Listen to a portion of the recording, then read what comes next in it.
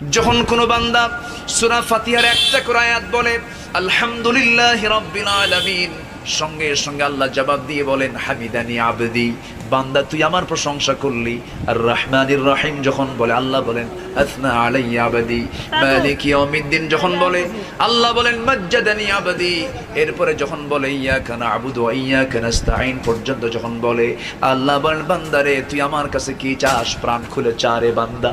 ইহদিনাস সিরাতাল মুস্তাকিম থেকে শুরু করে নিয়া ওয়ালাদ-দাল্লিন পর্যন্ত যখন বান্দা বলে তখন আল্লাহ বলেন বান্দা নামাজের মধ্যে এমন প্রেমের খেলা খেললি বান্দা, তুই যা চাইলি সব আমি আল্লাহ কবুল করলাম। ওই বান্দা যখন রুকুতে যায় আল্লাহ তখন অস্থির হন। ওই বান্দা যখন সিজদায় যাওয়ার জন্য প্রস্তুতি নাই, সমস্ত ফেরেশতাকে ডাক দিয়ে বলেন ও ফেরেশতারা, এই বান্দাগুলো আমাকে দেখলো না, রাসূলকে দেখলো না, কোরআনকে দেখে হাদিসকে বিশ্বাস করে আমাকে খুশি করার জন্য তার সবচেয়ে সম্মানজনক